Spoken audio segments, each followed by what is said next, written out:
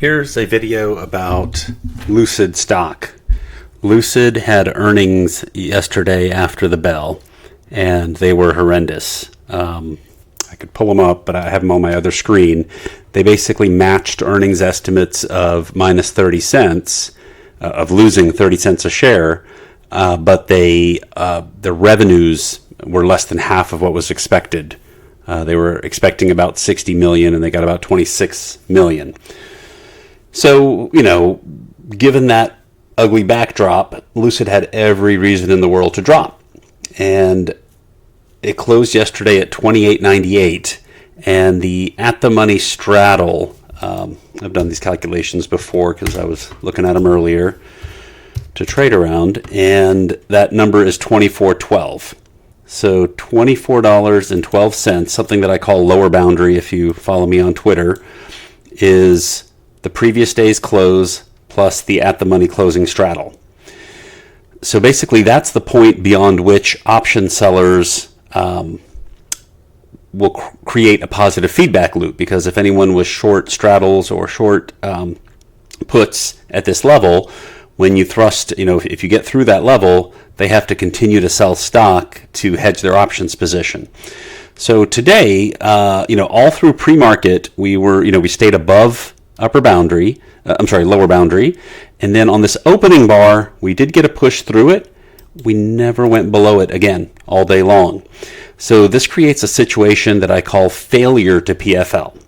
When something goes all the way there but can't get all the way through it, it tends to bounce back.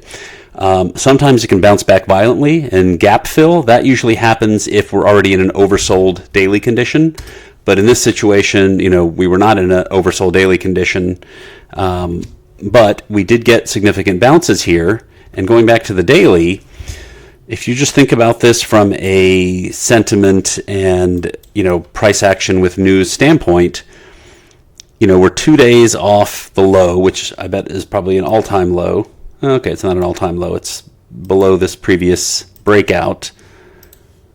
But we're basically at a very significant low level, and we have a rally for 2 days, and then we get the worst. Good Lord.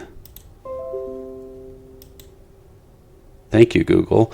Then we get horrendous earnings, and we can't even take out the low from 2 days ago, from this day, 2 days ago. That's a hidden sign of strength. And then the fact that we have this situation here where, given every opportunity to create a positive feedback loop to the downside, we only barely got to lower boundary, went sideways for a while, just found a balance there, and then rallied. Came back, bounced off it, came back, bounced off it, and now started making higher lows throughout the rest of the day. There's one higher low. Well, I guess if you count this, it's a higher low to the initial, second higher low, third higher low, fourth higher low, fifth higher low, and it basically is that which can't go down must go up.